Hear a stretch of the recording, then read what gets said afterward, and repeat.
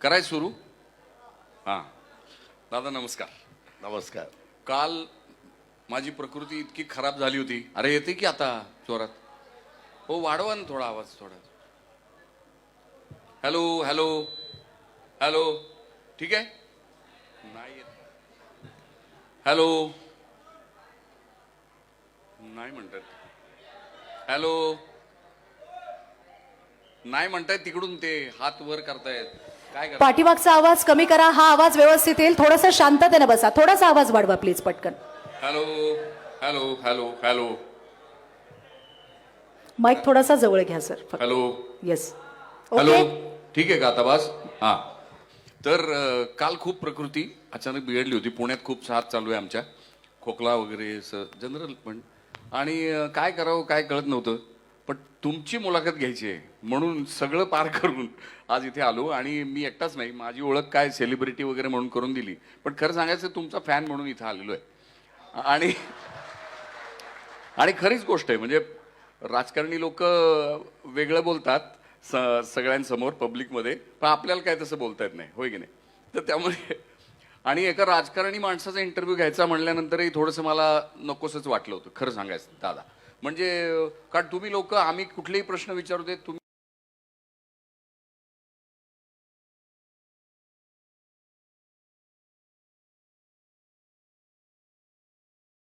आलं ते दादा कसे आहेत, सडेतोड, मनमोकळे, धाडसी, करारी. आणि काही वेळा काही लोक म्हणतात की उद्धट वाटतं त्यांचं बोलणं वगैरे, पण मला तर कधी व्यक्तिशः तसं वाटलं नाही. आणि सगळ्यात महत्त्वाची म्हणजे एक अनकॅनी सेन्स ऑफ ह्युमर असलेला नेता. आता ज्या माणसाकडे सेन्स ऑफ ह्युमर असतो त्याला परत दुःख कळतं, असं माझं मत आहे. आणि त्यामुळे तुमच्याशी एक लगाव आहे. वेगवेगळ्या स्तरातल्या माणसांना तुमच्याशी काय असेल ते असो, पण ते तुमचे फॅन आहेत. आणि म्हणून आज इथे आलोय. तर जरा वेगळे हटके प्रश्न विचारले तर चालेल का? आपल्याला जे कोणते प्रश्न विचारायचे ते विचारा. क्या बात आहे. तर मी राजाभाऊंना आल्यानंतर विचारलं की म्हणलं दादांना पण प्रश्नावली दिली आहे का, म्हणजे तर ते म्हणले नाही नाही अजिबात नाही. आणि दादा म्हणले काय वाटेल ते विचारा. पण असो. तर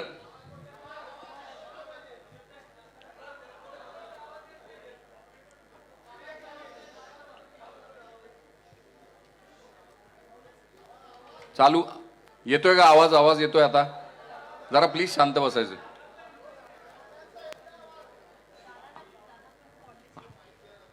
माझं काय आवाज येत नाही तो वाटतं काहीतरी. दादांचा आवाज येत नाही. अच्छा माझा आवाज येतोय का? हा बस, म्हणजे कॉर्डलेस माईकच वापरायला पाहिजे. बर हरकत नाही. तर आमचं हे जे परसेप्शन दादा तयार होते, म्हणजे मी ज्या धंद्यात आहे सिनेमा वगैरे, तो पण परसेप्शनचा खेळ आहे सगळा. आणि तुमचा जो व्यवसाय आहे किंवा जे कार्यक्षेत्र आहे असं म्हणूया, तेही परसेप्शनचं आहे. तर मला आता सांगा की गेल्या काही दिवसात राजकारणाबद्दलचं परसेप्शन हे फार वेगळं होत चाललं आमचं सामान्य माणसाचं. आम्हाला काही राजकारण कळत नाही बरं. आणि म्हणजे तुम्हा लोकांना असं वाटतं की आम्हाला काहीच कळत नाही, आणि ती खरी पण गोष्ट आहे. तर आत्ताचं जे राजकारणाचं स्वरूप आहे ते तुम्हाला, कारण तुम्ही आमच्यातले वाटता, असं असताना तुमच्यातल्या संवेदनशील माणसाला या राजकारणाबद्दल काय वाटतं, काय कशी व्याख्या करता तुम्ही या राजकारणाची?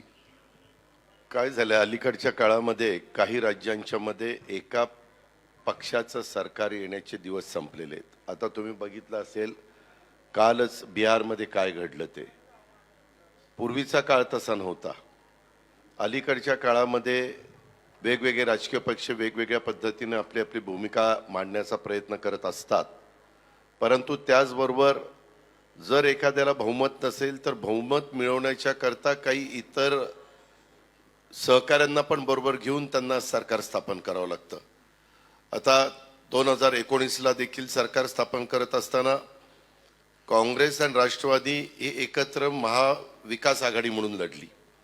आणि त्याच वेळेस 25 वर्षाची मैत्री असणारा शिवसेना आणि भारतीय जनता पक्ष हे एकत्र लढले. निवडणुका झाल्यानंतर काय अचानक गोष्टी घडल्या, कुणाचं काय मनात आलं काही कळायला मार्ग नाही. आणि एकदम शिवसेनेने निर्णय घेतला की आम्ही जरी भारतीय जनता पक्षाबरोबर निवडून आलेलो असलो तरी आम्हाला भाजप बरोबर जायचं नाही. आमचे एक वेळेसचे विरोधक काँग्रेस किंवा राष्ट्रवादी असतील तरी आम्ही त्यांच्याबरोबर जायला तयार आहे. आणि तशा प्रकारचा निर्णय 2019ला झाला आणि ते सरकार आलं.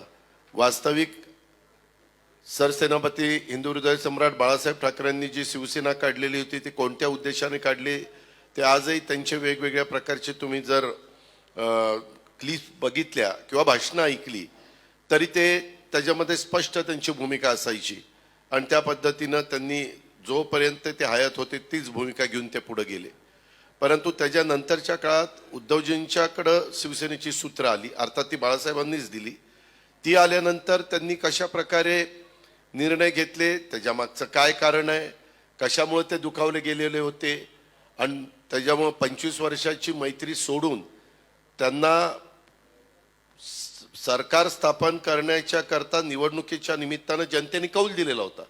कारण दोघांची संख्या यांची 105 यांची 56 म्हणजे क्लिअर मेजॉरिटी 161 होती, शिवाय अपक्ष होते.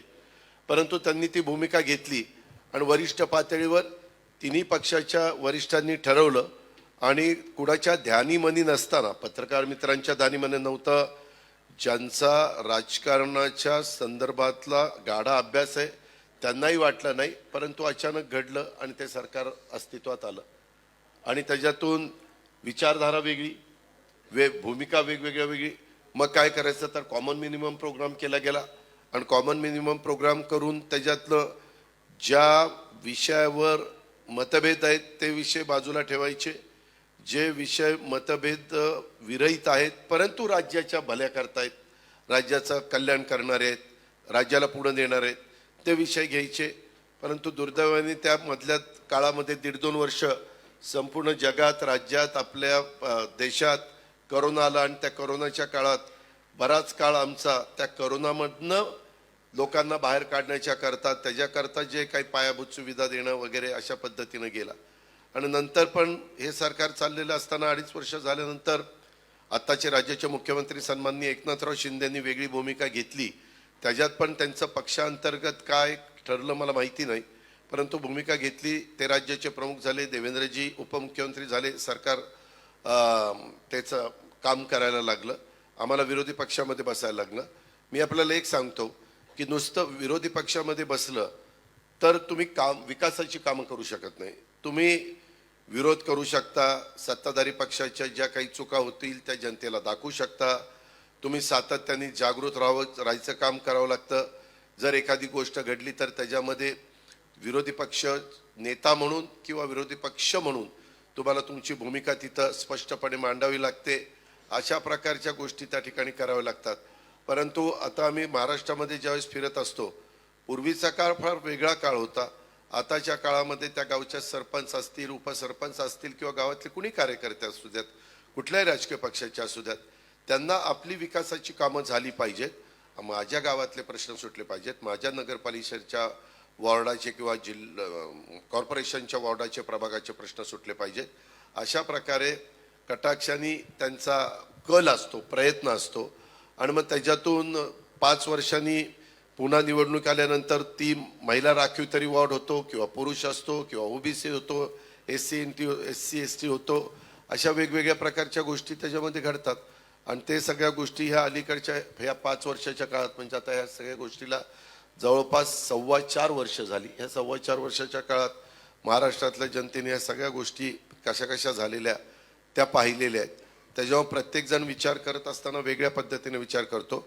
मगाशी राजाभाऊ मानेंनी सांगितलं त्या पद्धतीनं साधारण इलेक्ट्रॉनिक मीडिया, सोशल मीडिया यांचा खूप मोठा पगडा आता ह्या सगळ्या गोष्टीवर आहे.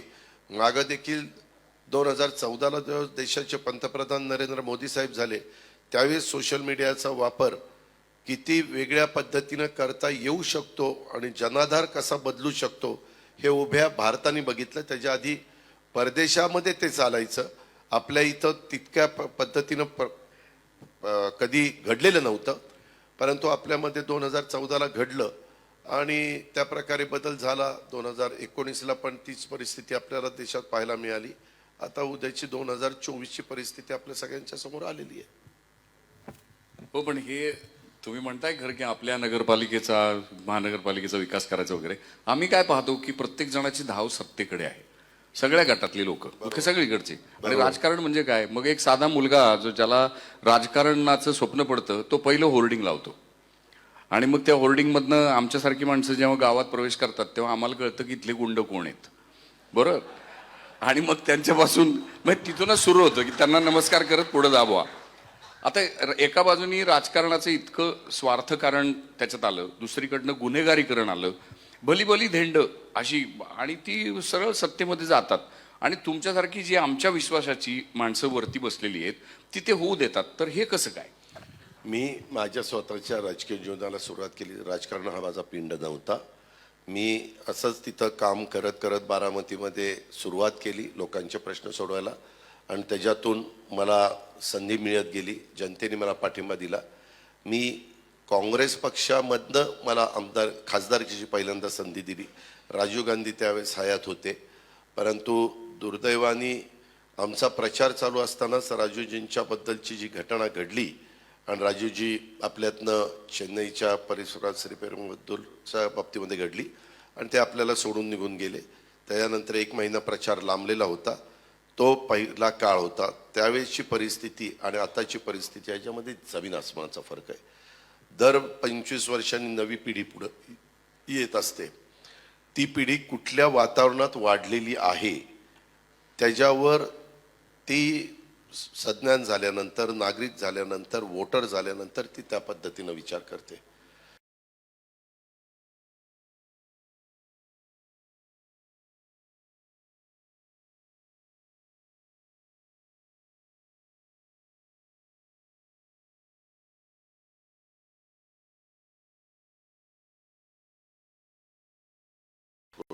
त्यावेळेस असले मग वेगवेगळे मान्यवर, यशवंतराव चव्हाण,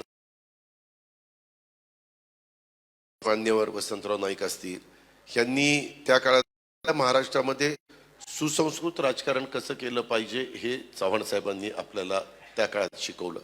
त्यांची आजही पुस्तकं वाचल्यानंतर तुमच्या लक्षात येईल, साहित्य, कला, संस्कृती, क्रीडा या सगळ्या क्षेत्राशी ते समरस होऊन त्याच्यामध्ये भाग घ्यायचे, उपस्थित राहायचे, कार्यक्रमाला जायचे.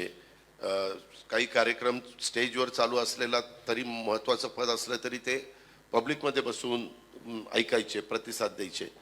ह्या गोष्टी नंतर फार कमी होत गेल्या आणि नंतरच्या काळामध्ये एखादा राज्याचा मुख्यमंत्री हा एवढा पॉवरफुल काही ठिकाणी झाला. उदाहरणार्थ NT रामाराव म्हणतील तीच आंध्रमध्ये पूर्व दिशा, नंतर चंद्रबाबू नायडू.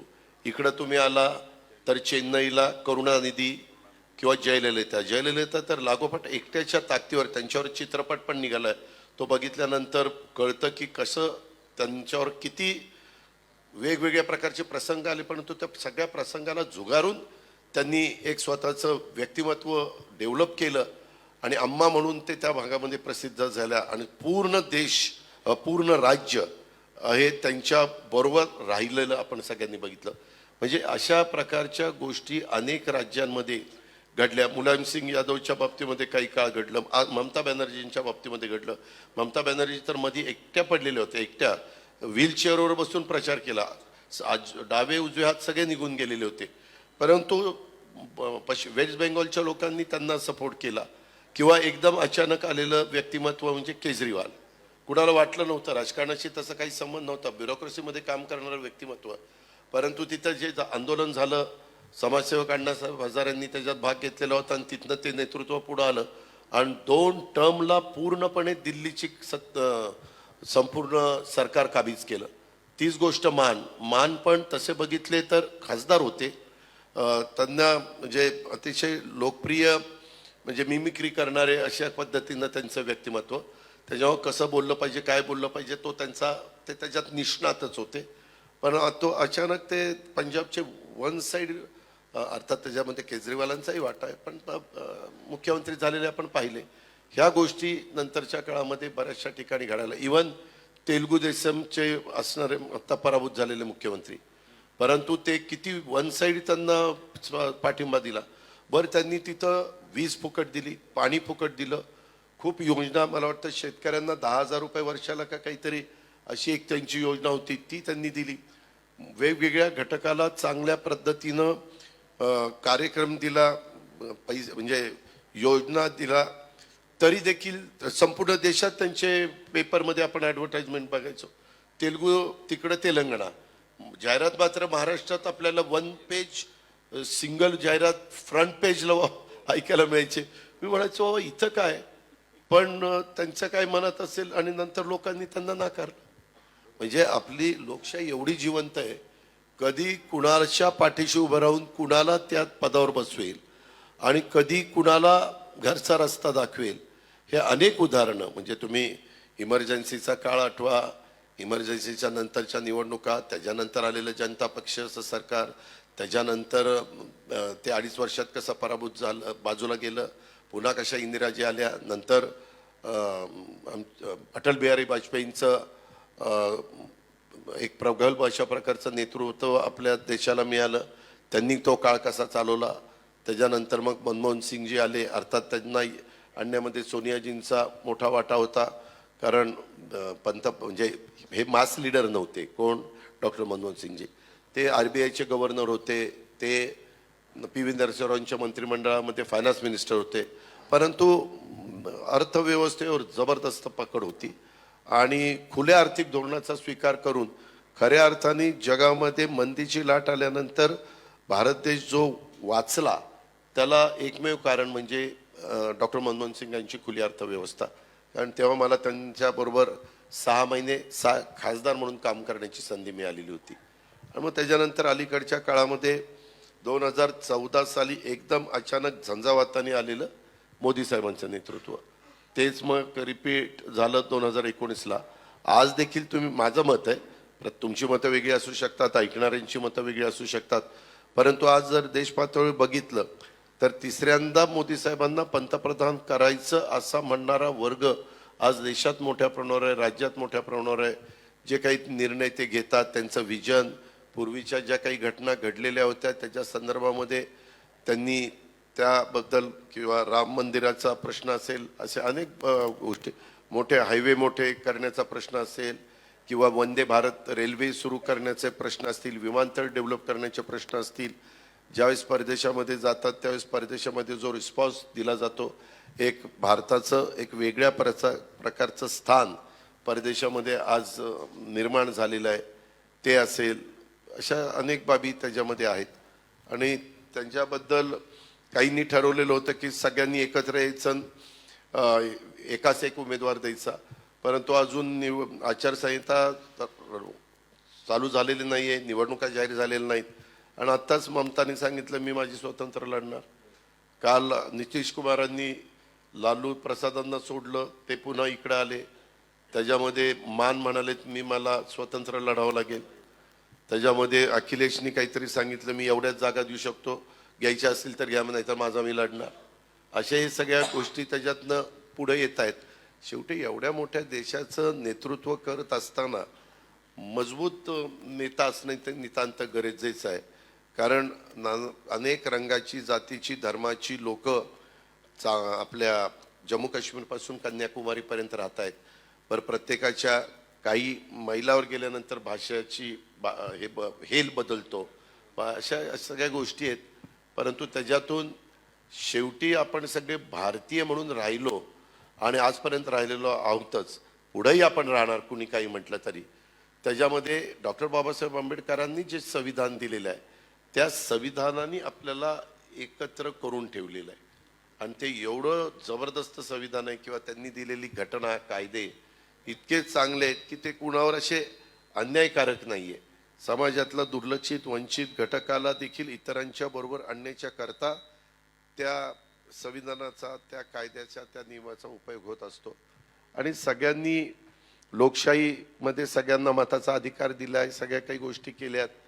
किती श्रीमंत व्यक्ती असली तरी देखील त्याला जनतेच्या समोर झुकावंच लागतं. शेवटी जनता जनार्दन जे ठरवेल तेच अंतिम होत असतं. पण जनतेचं कॅरेक्टर चांगलं न राहिल्यामुळे राजकारण आमचं दूषित झालंय असं वाटतं का?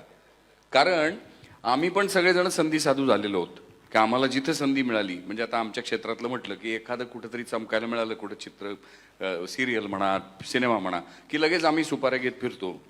तर ह्या पद्धतीचं माणसाचं पैशाकडचं आकर्षण आणि पैशातनं येणारी सत्ता हे खूप जास्त झालंय. त्याला माध्यमांचा खूप मोठा हातभार आहे. तुम्ही असं राईटफुली म्हणालात की 2014ला प्रशांत किशोरांनी एक गंमत केली जी ब्रेक्झिटच्या वेळेस तिकडे झाली होती, तीच गंमत इथे झाली आणि मोदी साहेब पंतप्रधान झाले. आता त्या मीडियाची प्रॉवेस जो पॉवर आहे ती तुम्हा लोकांच्या लक्षात आली. त्यामुळे तुम्ही आमचे गट पाडता की तुम्ही या पद्धतीचा विचार करा, त्या पद्धतीचा विचार करा, आणि मग आम्ही करतो, कारण आम्हाला ते सोशल मीडियाचं व्यसन लागलेलं आहे आणि मग आम्ही जे काय असेल ते एकाच्या मागे जातो.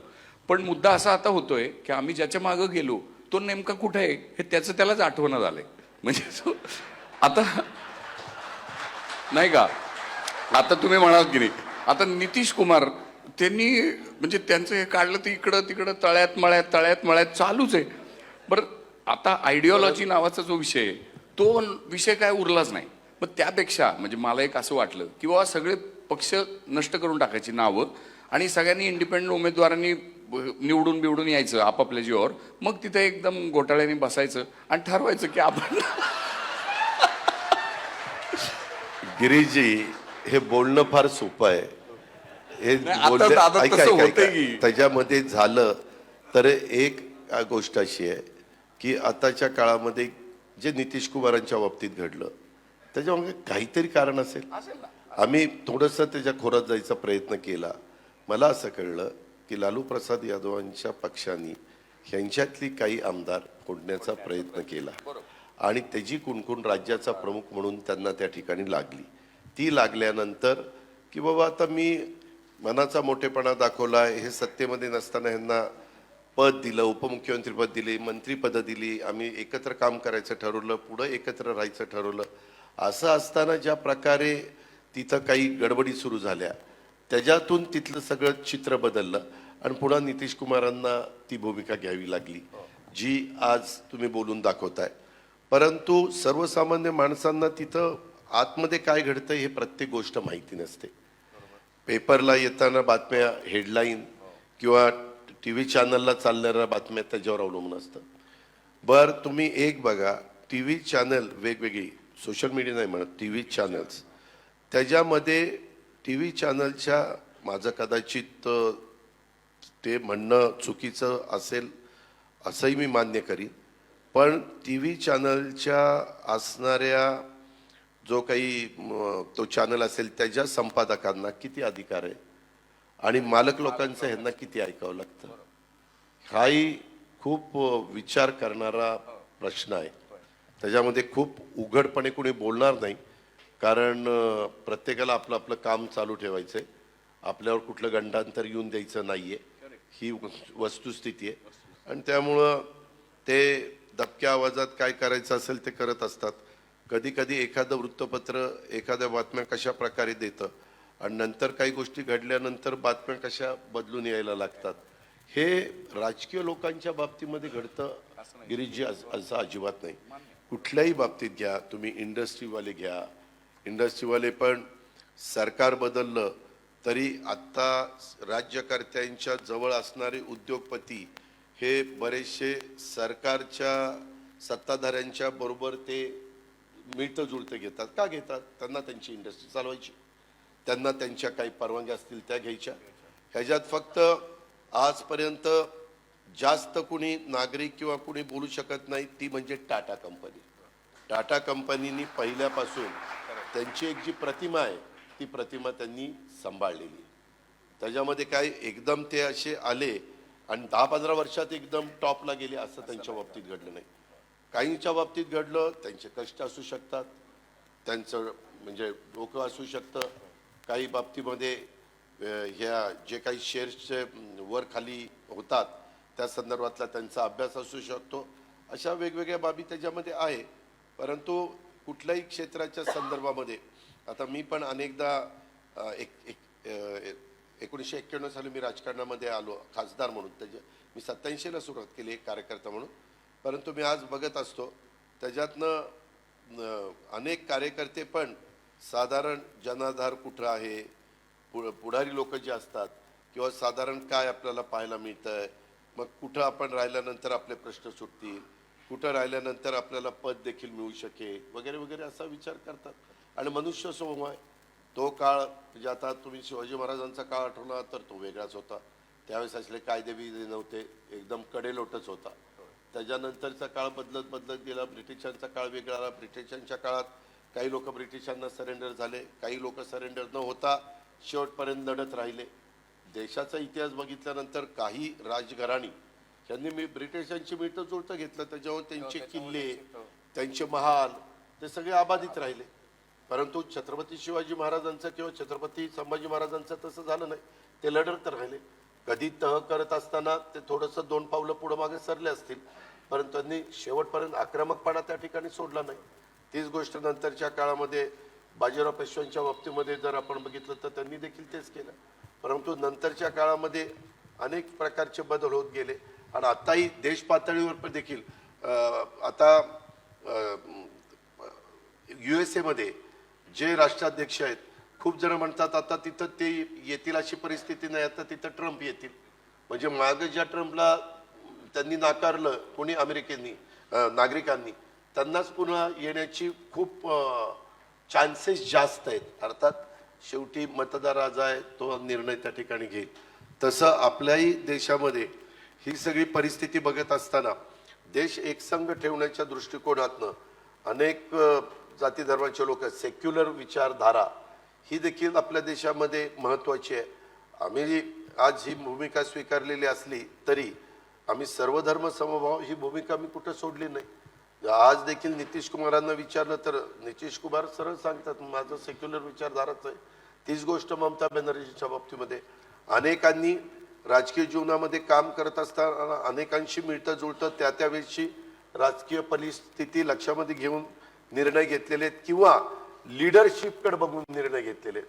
किंवा आज जसं एकेकाळी राजीव गांधींची लिडरशिप देशामध्ये मिस्टर क्लीन म्हणून इमेज होती आणि पंडित जवाहरलाल नेहरू इंदिराजींना जेवढ्या जागा नाही मिळाल्या तेवढ्या जागा राजीवजींना मिळालेल्या आपण पाहिल्या. परंतु 5 वर्षांनीच राजीवजींची सत्ता गेलेली पण ह्या भारताने पाहिलेली. अशा सगळ्या त्या गोष्टी आहेत. त्याच्यामुळे आताच्या काळामध्ये काळानुरूप थोडंसं सगळ्यांनीच आपलं मत त्याच्याबद्दल ठरवलं पाहिजे की बाबा हे जरा आता अस्थिर झालेलं आहे आणि प्रत्येकजण आपापल्या परीनं. शेवटी मी तरी काम करत असताना आपला राज्याचा विकास व्हावा, राज्याचे प्रश्न सुटावेत, देशामध्ये पहिल्या क्रमांकाचं राज्य म्हणून महाराष्ट्राचा जो नावलौकिक आहे तो नावलौकिक टिकावा आणि सगळ्यांना गुण्यागोविंदांनी राहता यावं. कुठलाही घटकाला तिथं भीतीनं तो जगतोय किंवा तो अस्वस्थ आहे आणि तो राहतोय, एक एक दिवस तो काढतोय, अशा प्रकारची वेळ कुणावरच येता कामा नये या मताचं मी. पण किती बरोबर बोलला तुम्ही. म्हणजे निर्भय समाज असला पाहिजे. पण आता तुम्हीच मगाशी म्हणालात की बऱ्याच लोकांना भीती वाटते की काहीतरी होईल म्हणून मग ते एका वळचणीला जाऊन थांबतायत. तर हे जे काय गणित होते ते काय, म्हणजे ते भय कितपत योग्य आहे असं दाखवणं, अशा पद्धतीची त्याच्या संदर्भामध्ये काय होतं, आम्ही ज्यावेळेस विरोधी पक्षात असतो त्यावेळेस कुठला ना कुठला मुद्दा काढायचा. तुम्ही बघा आता नितीश कुमारांची ज्यावेळेस ते लालू प्रसाद यादवांच्या बरोबर होते RJD बरोबर, त्यावेळेस त्यांची भाषणं आणि आता ते जी भूमिका घेतली आता त्यांची भाषणं ही त्याच्यामध्ये बदल तो करावा लागतो त्यांना. त्याच्यामध्ये शेवटी लोकांना पण पटवून देण्याच्या करता का ही भूमिका घेतली हे सगळ्याच गोष्टी आपण ओपन करू शकत नाही. पण काही गोष्टी की लोकांच्या मनामध्ये त्या नेतृत्वाच्या बद्दल एक विश्वासार्हता तरी कमी होऊन देता कामा नये, नाहीतर तुम्ही राजकारणात टिकणारच नाही. अगदी बरोबर. पण हीच विश्वासार्हता. म्हणजे आम्हाला ते असं म्हणले होते की काय जान दे देंगे लेकिन भाजपा के साथ नहीं जाएंगे. तर मग आपलाच नेता असतो आणि आपल्याच नेत्याच्या त्या वाक्यावर कसा काय विश्वास ठेवायचा, कारण आता दुसरीच परिस्थिती आली. तर हे फार कुचंबणा आमच्यासारख्यांची होते. मान्य आहे, तुम्ही राजकारणात नसल्यामुळे, तुम्ही एक कलाकार असल्यामुळे, परंतु जबाबदार नागरिक असल्यामुळे तुम्ही त्या अँगलने विचार त्या ठिकाणी करत असता. आता उदाहरणच घ्या, कलाकार म्हणून एक आठवलं, नाना पाटेकर काय म्हणाले, माझं पूर्णपणे कुटुंब आणि माझे वडील काँग्रेस विचाराचे होते, कारण त्यावेळेस काँग्रेसच होती. नाना पाटेकर आले त्यावेळेस म्हणले मी शिवसेनेचा होतो, म्हणले ना की मी शिवसेनेबरोबर होतो. आणि बाळासाहेबांचे विचार अनेकांना आवडले होते, दादा कोंडकेलाही आवडलेले होते, तसेच त्यांनाही आवडले, ते त्यांच्या विचाराबरोबर राहिले. त्याच्यानंतर आता ते म्हणतात की मला भाजपचे विचार आवडतात.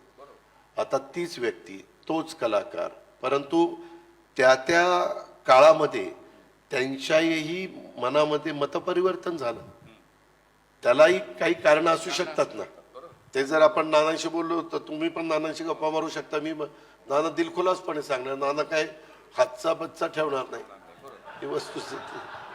हो, नाही पण नाना उत्तम अभिनयपटू आहेत हे तुम्हाला माहिती अभिनयपटू पण उत्तम नाना वक्ता पण आहे. हा, नाना उत्तम वक्ते आहेत आणि अतिशय भारतातले कसलेले अभिनेते आहेत. परखड त्यांचं हे असतं. तेच म्हणजे परखडपणा म्हणा किंवा इतरही गुण यांचा अभिनय ते उत्तम करतात.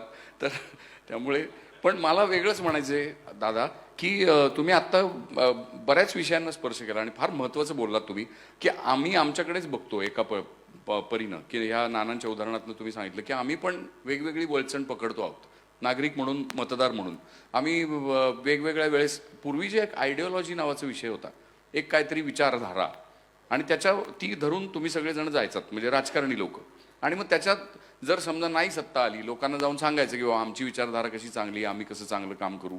ते जर नाही पटलं तर सत्तेतनं म्हणजे विरोधी बाकावर बसायचं. त्याचा कधी अपमान वाटत नव्हता लोकांना, त्याचा कधी त्रास वाटत नव्हता. विरोधी पक्षांमध्ये इतकी चांगली आपल्या मांदियाळी आहे महाराष्ट्रातच घडलेली, आणि त्या लोकांनी इतकी मोठमोठी कामही उभी केलेली आहेत म्हणजे सत्तेमार्फत करवून घेतलेली आहेत. किंवा आता हे नुकतंच आडम मास्तरांनी जे उभं केलं सोलापुरात, आणि त्याला मोदी साहेबांनीच बळ दिलं. म्हणजे आडम मास्तर तर कधीच सत्तेत नव्हते, पण ते काम झालं सोलापुरात जे झालं ते. तर असं पूर्वी होत होतं. दुसरी गोष्ट म्हणजे इथे एक अत्यंत आदरणीय असं मोठं पवार साहेबांसारखं नेतृत्व एक तयार झालं होतं की ज्याच्या छायेखाली, छत्रछायेखाली अनेक जणांची नेतृत्व उभी राहिली. आता त्यांनी एखादा प्रश्न नवा विचारणं, आपल्याच वडिलांना प्रश्न विचारलंच पाहिजे. मी एक जाऊन द्या ना बाळासाहेब नावाचा सिनेमा केला होता याच विषयावर, की विचारले पाहिजेत म्हणजे राजकारणामध्ये इन्व्हेन्शन काहीतरी नवता येईल, आणि तो तुम्ही इव्हेंच्युअली विचारला. पण तेव्हा नेमकी काय भावना झाली म्हणजे आता माणूस म्हणून आणि पॉलिटिशियन म्हणून एक थोडं द्वंद्व तर झाला. मी तुम्हाला सांगतो की मी पण बरेच वर्ष राजकारणात आमच्या वरिष्ठांच्या बरोबर काम केलेलं आहे. ज्या वेळेस जी भूमिका घेतली गेली, त्या भूमिका का घेतली गेली हे न विचारता एक कार्यकर्ता म्हणून त्या भूमिकेचं समर्थन करणं आणि पुढे जाणं, एवढा एकमेवच विचार आम्ही त्या ठिकाणी केला. त्याच्या संदर्भातलं बाबा 91ला आम्ही काँग्रेसमधनं उभं राहिलो, 95ला काँग्रेसमधनं उभं राहिलो, 99च्या निवडणुका आल्या त्यावेळेस परकीय मुद्दा पुढे आला, परकीय मुद्दा काढला गेला, आणि आता आपल्याला ह्यांच्याबरोबर जायला नाही पाहिजे कारण देशाचं पंतप्रधान पद एका परदेशी व्यक्तीला का द्यायचं, त्याच्यातनं फूट पडली. ठीक आहे, वरिष्ठांनी निर्णय घेतला, आम्ही मान्य केला. हा निर्णय झाला मे जूनमध्ये, आणि जुलै ऑगस्ट सप्टेंबर ऑक्टोबर 4 महिन्यांनी पुन्हा काँग्रेसच्या बरोबर सरकार स्थापन करायला सांगितलं. आम्ही ज्युनियर होतो, ठीक आहे सरकार स्थापन करायचं करा, आम्ही त्या पद्धतीने सरकारमध्ये आलो. परंतु त्यावेळेस सिनियर नेते असणारे भुजबळ साहेब असतील, तारिक अनवर असतील, संगमाजी असतील, आज संगमाजी हयात नाही, परंतु पदमसिंह पाटील असतील, विजयसिंह मोहिते पाटील असतील, हे सगळे दिग्गज नेते होते. परंतु आज त्याच्यातला एकही नेता बरोबर नाहीये. आज सगळेच नेते बाजूला गेलेले आहेत. त्यावेळेस आम्ही ज्युनियर होतो, मी असेल, जयंत पाटील असतील, दिलीप वळसे पाटील असतील, सुनील तटकरे असतील, आर पाटील असतील, आर पाटील आज हयात नाहीये. त्याच्यामुळं त्या गोष्टी आम्ही करत गेलो, आणि उद्याच्याला कधी काळी अनेकदा विचार करत असताना भारतीय जनता पक्षाबरोबर पण जायचं ठरवलं गेलेलं होतं, आणि आम्हाला सांगण्यात आलेलं होतं. तुम्हाला आठवत असेल 2014ला पूर्ण निकाल लागायच्या आधी, विधानसभेचा पूर्ण निकाल लागायच्या आधी टीव्हीला लगेच प्रफुल्ल पटेलांनी स्टेटमेंट केलं, आम्ही बाहेरनं भारतीय जनता पक्षाला पाठिंबा देणार. वरिष्ठांनी निर्णय घेतला, आम्ही गप्पा ऐकून घेतला, आणि त्या प्रकारे पाठिंबा दिला गेला. आणि त्यावेळेस शिवसेनेला बाजूला ठेवलं, सरकार आलं, देवेंद्रजी मुख्यमंत्री झाले. त्याच्यानंतरच्या काळामध्ये पुन्हा आम्हाला सांगण्यात आलं की आता सरकारमध्ये आपण पण जायचं, परंतु पुन्हा काय घडलं माहिती नाही. म्हणले नाही, जरा अडचणी आहेत, सोडून द्या, आम्ही आपलं विरोधी पक्षात काम करत राहिलो.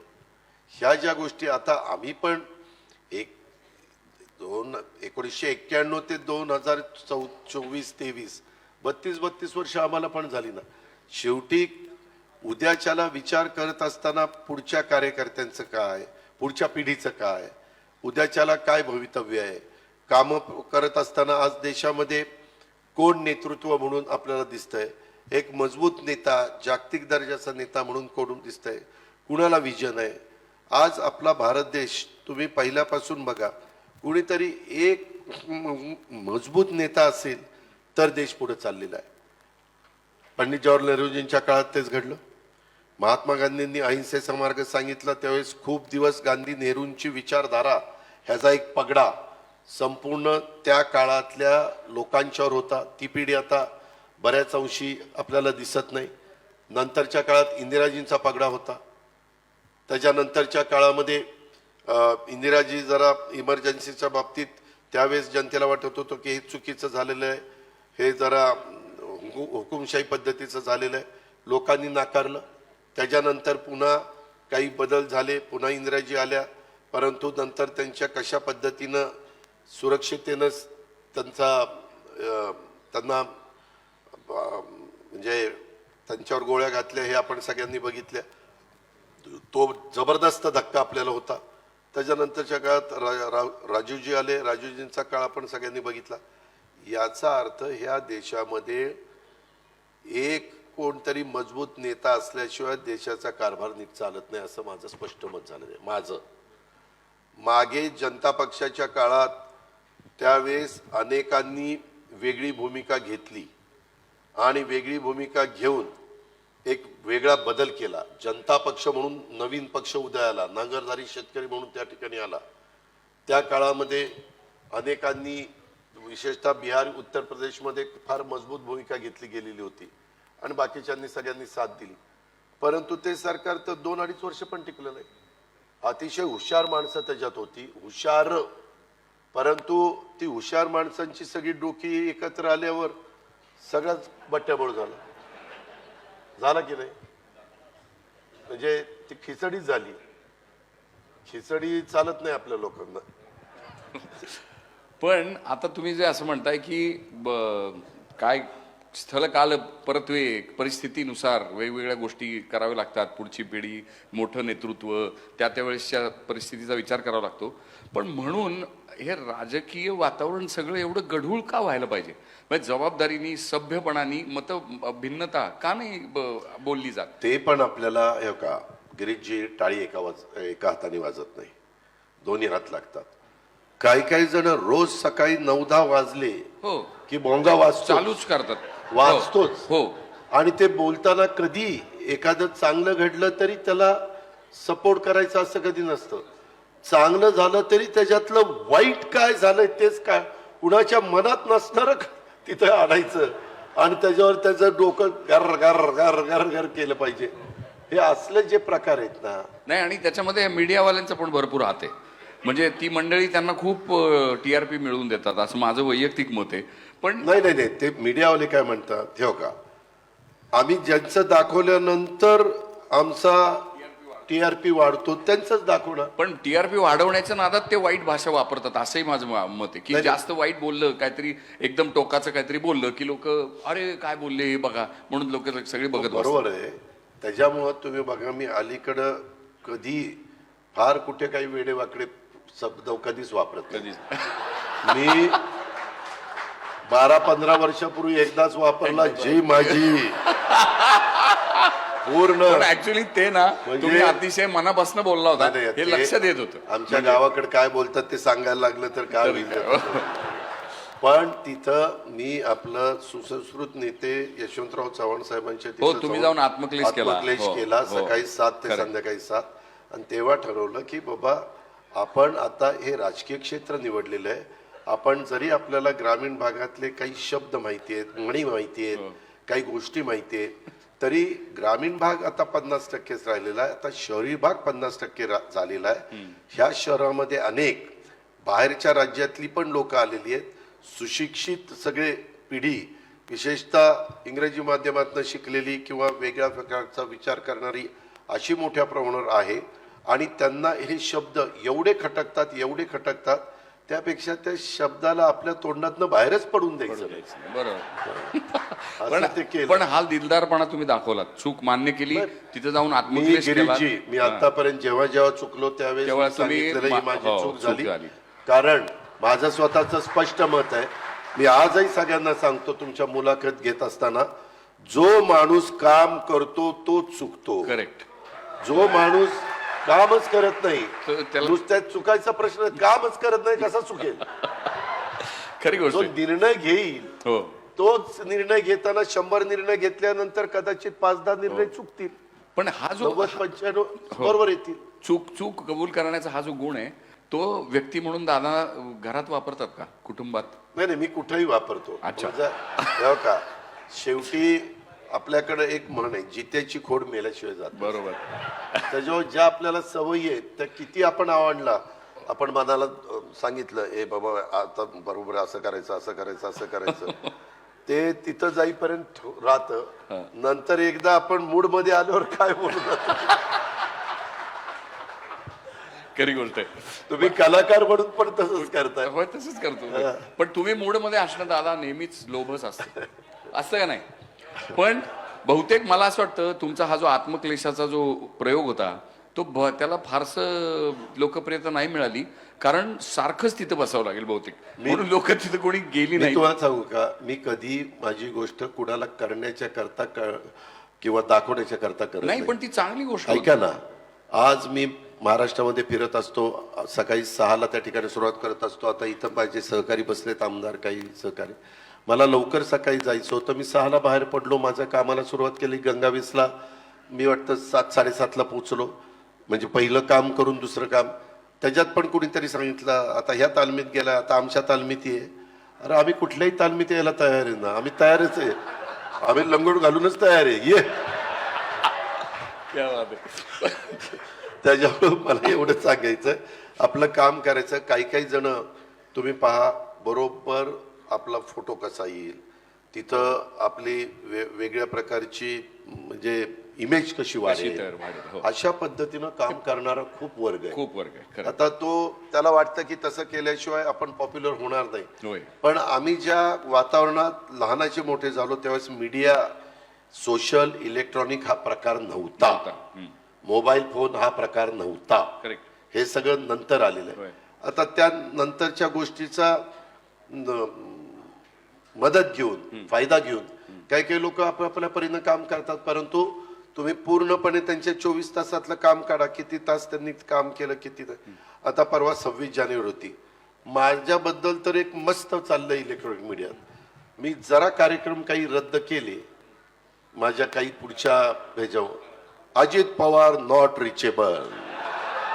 आता काय मी सारखं त्यांना रिचेबल व्हायला पाहिजे का? मला घरात कोणी ठेवणार नाही सागर रिचेबल झालं तर. दुसरी गोष्ट, त्या दिवशी ते आमचे आपल्या राज्याचे मुख्यमंत्री चर्चा करत होते. मध्ये जे काही आरक्षणाचा मुद्दा उपस्थित झालेला होता त्यांच्याकडे त्यांनी भांगे सचिव आणि काही लोकांची टीम पाठवलेली होती आणि त्यांनी आम्हाला सांगितलं होतं की थोडंसं महत्त्वाची गोष्ट आहे आणि राज्याच्या दृष्टीने महत्त्वाचीच होती. त्याच्यामध्ये मुंबईमध्ये जर एवढा मोठा समाज आतमध्ये गेल्यानंतर मुंबईकरांना काही त्रास सहन करावा लागला असता. कोर्टाने सांगितलेलं असतं कायदा सुव्यवस्था ठेवण्याची जबाबदारी ही राज्य सरकारची आहे. त्याच्यावर ते राज्य सरकारचंच काम होतं आणि ह्याच्यातनं पण नीटपणे मार्ग निघावा, प्रत्येकाचा मान सन्मान त्या ठिकाणी राहावा, कुणालाही त्याच्यामध्ये असं काहीतरी खटकेल असं कोणी वागू नये. म्हणून मग मी झेंडावंदन केलं, माझी एका संस्थेची जनरल बॉडी केली, नियामक मंडळ केलं, इतर एक कार्यक्रम केला आणि नंतरचे कार्यक्रम मी कळवलं की मला रद्द करावे लागतात. आणि म्हणजे सीएम साहेबांच्या संपर्कात मी आणि देवेंद्रजी आम्ही होतो, कारण कधी पण विचार करत असताना काही निर्णय घ्यायचा तर आज 3 पक्षाचं आमचं सरकार आहे. शेवटी राज्याचे प्रमुख म्हणून एकनाथराव शिंदेंना पूर्ण अधिकार आहे, त्याबद्दल दुमत नाही. परंतु अशा प्रकारचे काही निर्णय ज्यावेळेस घ्यायचे असतात ते देवेंद्रजींच्याही कानावर घालतात, माझ्याही कानावर घालतात. आम्हालाही थोडं बहुत अनुभव, देवेंद्रजींना 5 वर्ष मुख्यमंत्री पदाचा अनुभव आहे, मला अनेक वर्ष उपमुख्यमंत्री पदाचा अनुभव आहे.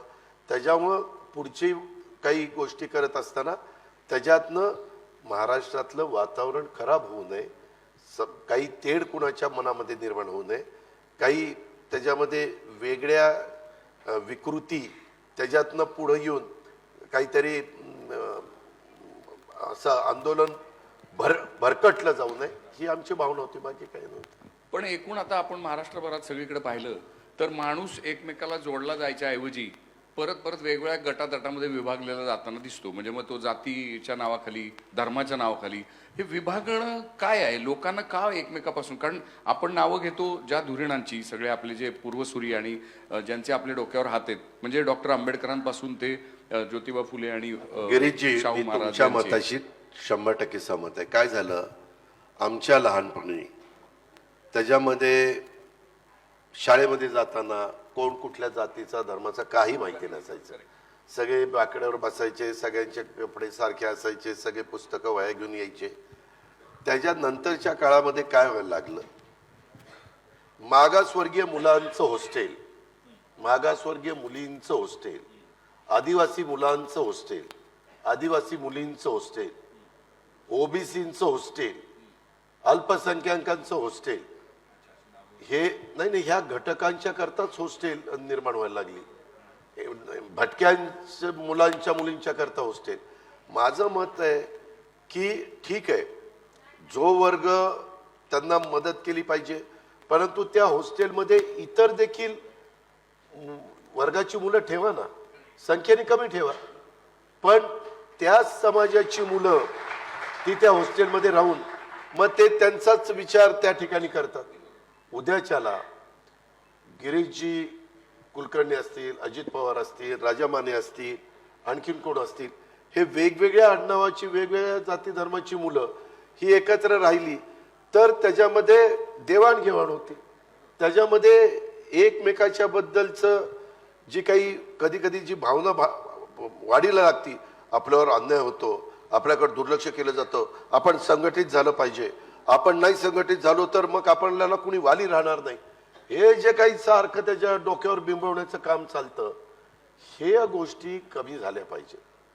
ह्याच्यात हॉस्टेलमध्ये जसं तुम्ही इंग्लिश मीडियम स्कूलमध्ये असेल, CBSE मध्ये असेल, तर तिथं हॉस्टेलमध्ये कोण कोण असतं, इंडियन, कोण असतं आफ्रिकन, कोण असतं अमेरिकन, कोण असतं म्हणजे वेगवेगळ्या देशातली मुलं मुली असतात. आणि ते व्यवस्थित बसून मग ते थोडंसं तुमचे माझे सण काय आहेत, तुमच्या माझे काय पद्धती आहेत, ते एकमेकाशी बोलतात आणि ह्याच्यातनं एकरूपपणा यायला मदत होते. मी अनेकदा सांगतो, मी कॅबिनेटला पण सांगतो, परंतु काय काय म्हणतात ते तसलं काही काढू नका, उगीच कुणाला दुखवायला नको, इलेक्शन जवळ आलीत, कुठल्या समाजाला दुखवायला नको. अरे कुठलं त्या आमचं सगळं त्या इलेक्शनवरच जाऊन पडतंय. काही झालं, इलेक्शन आलं, यांना हे माफ करा, त्यांना ते द्या, तिथं ते करा, तिथं ते करा. अरे इलेक्शन तर 5 वर्षांनी येणार, परंतु आपण मेसेज काय देतो समाजामध्ये, ज्यावेळेस आपण मेसेज द्यायचा प्रयत्न करतो त्यावेळेस थोडंसं प्रगल्भपणा, थोडंसं संकुचित वृत्ती डोक्यात काढा ना. त्याच्यात आम्ही पण काढायला तयार आहे, परंतु त्याच्यात बघा स्वतःला शहाणा समजायला लागलाय, आता मोठा नेता झालाय, आता अध्यक्ष झालाय पक्षाचा. पण मी आज आता तुम्ही विचार केला, पण मी कॅबिनेटला अनेकदा सांगतो, मी नाशिकच्या सभेत सांगितलं, ह्या घटकाचं आता महाज्योतीचं हे वसतिगृह, सारथीचं हे वसतिगृह, बार्टीचं हे वसतिगृह, आदिवासीचं हे वसतिगृह, नाही ही समरसता आणायला पाहिजे आहे. आणि त्याच्यासाठी म्हणजे असं वाटतं की तुमच्यासारखे पुढारी जर जनतेला रोखठोकपणाने हे सांगतील की बाबा हे बरोबर आहे, तर ते कदाचित बदल घडतील, पण सावकाशीने घडतील, लगेच काय घडतील अशातला भाग नाही. पण एखाद दुसरी इलेक्शन सोडावी लागेल कदाचित त्यासाठी, पण तोपर्यंत आमचं वय होऊन जायचं. नाही नाही नाही दादा, तुम्ही अजून यंग आहात. तर पण आता म्हणजे देशभरामध्ये भाजपबद्दल विरोधी पक्ष असं म्हणतो की हे पक्ष फोडतात आणि सत्ता कमवतात. अशा माणसांबरोबर जाऊन बसताना मग अडचण येते. तुम्ही मला सांगा, काँग्रेसचं ज्यावेळेस सरकार होतं, काँग्रेसच्या सरकारच्या काळात काँग्रेसही तेच करत ऐका ना, ज्यावेळेस जुन्या लोकांना माहिती असेल किंवा अभ्यास करणाऱ्यांना, 1957च्या इलेक्शनमध्ये तुमच्या माझ्या महाराष्ट्रात, विशेषतः पश्चिम महाराष्ट्रामध्ये शेतकरी कामगार पक्ष फार स्ट्रॉंग पक्ष होता, फार स्ट्रॉंग होता. इतकी मजबूत फळी होती इतकी जबरदस्त त्यांची भाषणं व्हायची, विचारधारा वगैरे एवढं जबरदस्त होतं. त्यावेळेसचं एक सुसंस्कृत नेतृत्व चव्हाण साहेबांनी त्यांना सगळ्यांना सांगितलं, तुम्ही तिथं एवढं सगळं करत बसून विरोधी पक्षात राहून तुम्हाला कामं होणार आहेत का? तुम्ही काँग्रेसमध्ये या, काँग्रेसमध्ये आल्यानंतर तुमची कामं होतील, तुम्हीच त्या ठिकाणी निर्णय घ्याल. आणि असं करून त्यांनी ते शेतकरी पक्षाचा कामगार पक्ष मग थोडा रायगडमध्ये राहिला, थोडा सांगोल्यात राहिला, थोडा आमच्या कोल्हापूरमध्ये राहिला, असं काही ठिकाणी राहिला आणि आता फार संख्येने कमी राहिलेला असा तो काळ. असं प्रत्येकानेच त्या त्या काळामध्ये करत गेलेले आहेत. बेरजेचं राजकारण,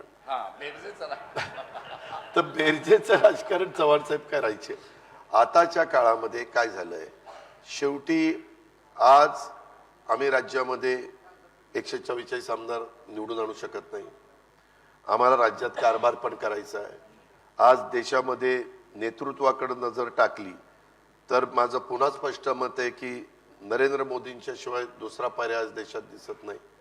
मग त्यांच्या नेतृत्वाखाली त्यांचं विजन आणि त्यांचं जे काही सकाळपासून कामाची पद्धत, म्हणजे दिवाळी नाही, सण नाही, काही नाही, ह्याला बॉर्डरवर जायचं, जवानांच्या मध्ये ते साजरं करायचं, जेट लॅग नाही, परदेशातनं आलं की लगेच कार्यक्रम. त्या दिवशी सोलापूरला आडम मास्तरांचा कार्यक्रम झाला, दुपारी म्हणले मी जाणार आहे साऊथमध्ये आणि संध्याकाळी जाणार आहे तामिळनाडूमध्ये आणि तिथून पुढे दिल्लीला.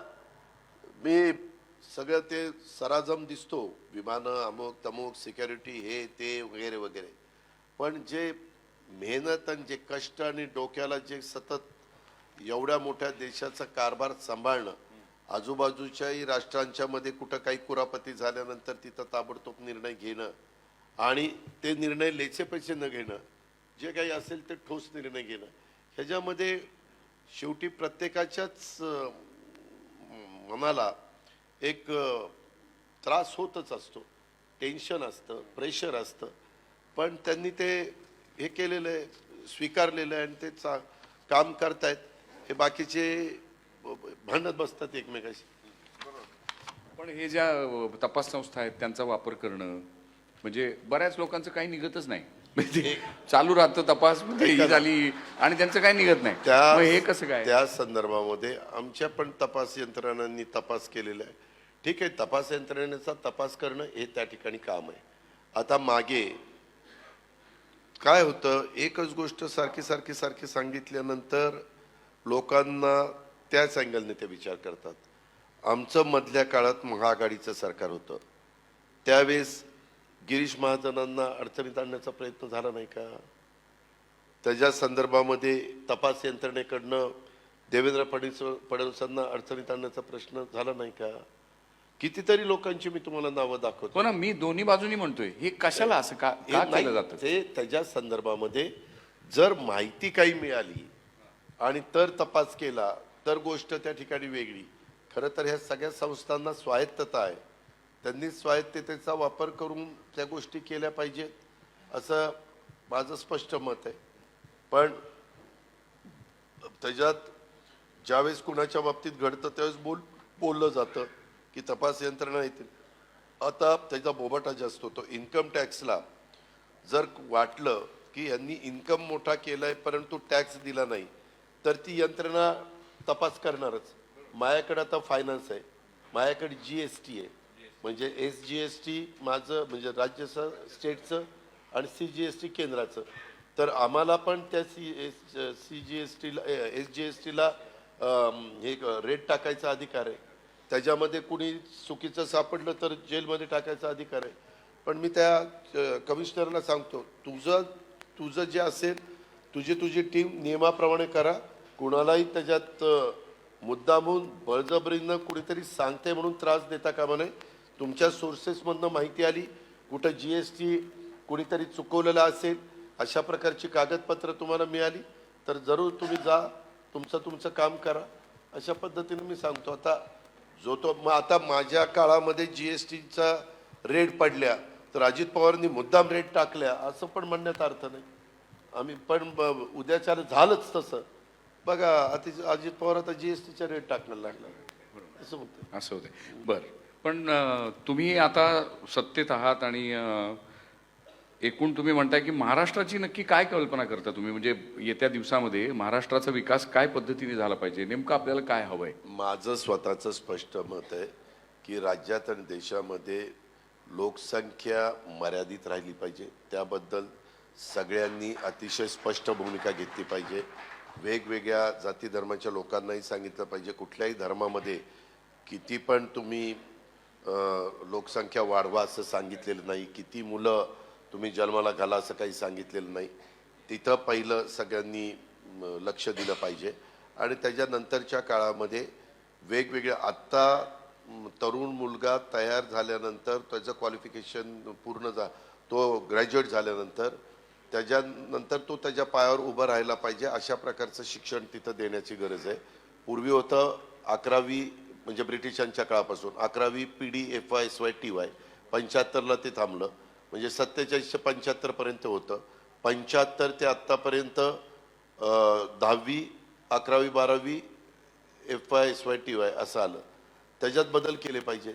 आता काही गोष्टीचं शिक्षण देऊन त्याचा काहीच मुलांना मुलींना उपयोग होत नाही. ते जरा पुस्तकं बाजूला ठेवली पाहिजेत. त्यावेळेसची परिस्थिती बघून ती पुस्तकं तयार केली होती. आता जग इतकं पुढे गेलं, 21वे शतक आणि काय चंद्रयान वगैरे सगळं सगळं सगळं सगळं झालेलं आहे. ह्या त्या तुमच्या मोबाईलने तर सगळं जगच त्या मोबाईलमध्ये आणून ठेवले. पाहिजे ते कुठल्याही गोष्टी तुम्ही बघू शकता.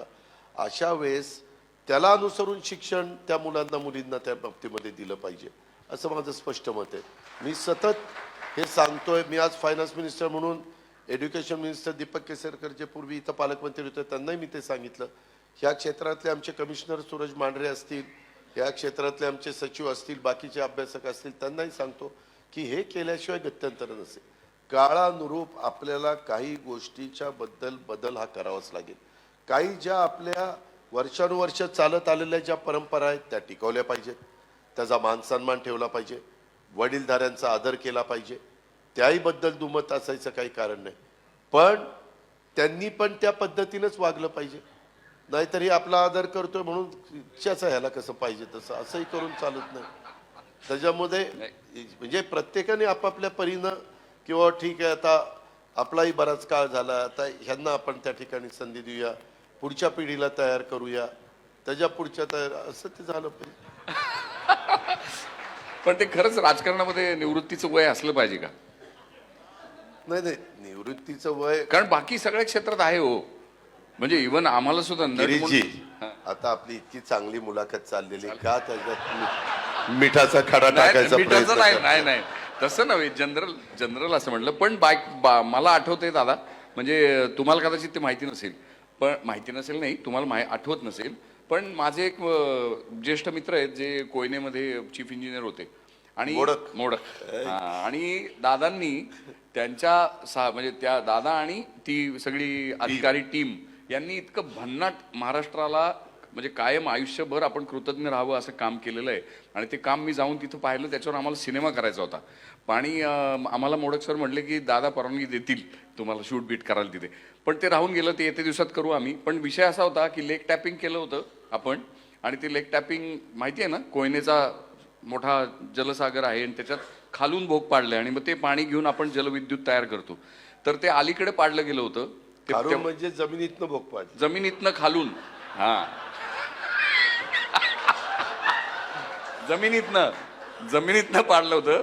तर ते अलीकडे पाडलं गेल्यामुळे उन्हाळ्यामध्ये पाणी मागं जायचं, सरायचं आणि ते उघडं पडायचं होतं आउटलेट. आणि तिथून मग जलविद्युत करता यायची नाही म्हणून ते पुढे जाऊन आतमध्ये खोलात पाडायचं होतं जमिनीतनं भोग. तर ते काम करायला जे आपली कोयनेचं जे जलविद्युत केंद्र आहे ते फार इम्पॉर्टंट आहे. कारण ते भारताची सगळी महाराष्ट्राची सगळी ग्रीड बॅलन्स करायला उपयोगाला येतं. तर तिथली वीज निर्मिती बंद ठेवावी लागणार होती आणि दादांनी तो निर्णय दिला होता की करा बिंदास, मी सांगतो. आणि ते त्या सगळ्याच टीमनी म्हणजे फार धाडसानी ते काम केलं. भारतीय तंत्रज्ञांनी, ऑफिसर्सनी. आपल्याला नेहमी असं वाटतं की सरकारी माणसं काम करत नाहीत, पण ते मिरॅक्युलस काम केलं. आणि माझा असणारे मोडक म्हणून चीफ इंजिनियर आणि त्या सगळ्या टीमवर विश्वास होता. आपण आपल्या लोकांच्यावर विश्वास ठेवायला शिकलं पाहिजे. आपली लोक बरोबर आहे. आपली लोक चांगलं काम करू शकतात, तेवढी धमक आणि ताकद त्यांच्यात आहे. सारखं शंका घ्यायची, जमल का नाही ह्याला, जमल का नाही ह्याला, जमल का नाही. ठीक आहे, तर 1 तास झाला ना, झालं 1 तास. हो 40 मिनिटं होती राजा भाऊ. झालं आता शेवट. पण आमच्या डिजिटल मीडियाचा हा जो उदय जो आहे तो कोविडच्या काळामध्ये झाला आणि राजाभाऊ मानेंनी त्याचं संस्थापक म्हणून जबाबदारी घेऊन त्यांनी ते उभं केलेलं आहे. तर त्यांना त्या डिजिटल क्षेत्राला एक सन्मानानं वागणूक मिळाली पाहिजे. त्याच्याबरोबर मागाशी ऐका ना गिरीजी, मागाशी राजा भाऊ बोलत असताना मी ते बारकाईनं ऐकत होतो. आमच्याकडे ते डिपार्टमेंट आहे एकनाथराव शिंदे साहेबांच्याकडे, प्रसिद्धी आणि हे, पण मी तिथंच ढकलतो अशातला भाग नाही. मला सारखे फोन येत आहेत. पुढची माझा 5ला कार्यक्रम होता, हे काय हसन मुश्रीफांचे सारखे फोन येत आहेत. तर त्याबद्दल माझी राजाभाऊंनाही विनंती आहे, तुम्ही तर म्हणजे काही हे डिजिटलचे सगळे मान्यवर त्यांनी ह्यांना पण एकनाथराव शिंदे साहेबांशी पण बोलावं, देवेंद्रजींच्याही कानावर घालावं. माझा ह्या गोष्टीला राजाभाऊ पूर्ण पाठिंबा राहील. मी उद्याच्याला माझी देवेंद्रजींच्या बरोबर चर्चा आहे. काल मी आणि CM त्या शंभूराज देसाईंच्या लग्नात एकत्रच होतो, तर मी त्याच्यामध्ये सकारात्मक आहे. शेवटी काही काही गोष्टी कराव्या लागतात, त्या वेळेची परिस्थिती बघून, आणि त्या आपण करू. पण आपल्यातले जसं थोडंसं आम्हाला म्हणजे राजाभाऊंच्यामुळं आणि ह्या बाकीच्या सगळ्यांच्यामुळं मी जसा इथं आलो, तसं इतर पण एकनाथराव शिंदेंच्या संबंधित काही असतील, देवेंद्रजींच्या असतील, त्यांनी तिथंही प्रयत्न करावा, म्हणजे आपल्याला हे लवकर करून घेता येईल. मी अजिबात टाळत नाही, मी पूर्णपणे सकारात्मक या बाबतीत आहे. संपवायची का? कारण थँक्यू सो मच. किती तुम्ही दिलखुलास बोललात. तुमची जी प्रतिमा आम्ही करून घेऊन आलो होतो ती तशीच तशी बरकरार खरं तर वाढली ती प्रतिमा, आणि तुमच्याशी वारंवार भेटण्याचा बोलण्याचा योग येवो अशी प्रार्थना करतो. धन्यवाद सगळ्यांना. नमस्कार. So much. सर्व पत्रकार मित्रांनाही नमस्कार.